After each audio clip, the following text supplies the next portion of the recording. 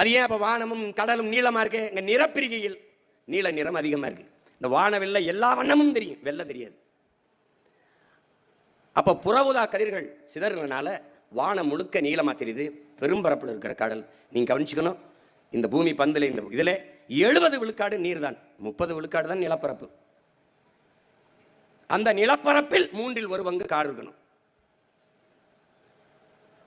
அப்ப இது என்ன ஆகுது? அங்க இருந்து நேரடியாக வெப்பம் பூமிக்கு வராமல் தடுக்கிற வேலையை வளிமண்டலம் என்ற காற்று படலம் செய்கிறது. அந்த காற்று படலத்தை உருவாக்குவது யார்? அது இந்த காடுகள் தான், மரங்கள் தான்.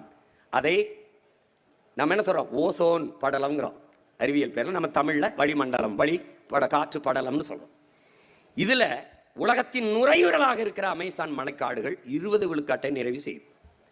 மீதி எல்லாம் கடலுக்குள்ள இருக்கிற நீல பச்சை பாசி, அறிவியல் பேர் ஆல்கா, நம்ம சொல்றது நீல பச்சை பாசி. அந்த செடிகளில் இருந்துதான் அதிகமாக ஓசோன் காற்று மேலே சென்று அந்த காற்று படலத்தை அப்படியே வச்சிருக்கு.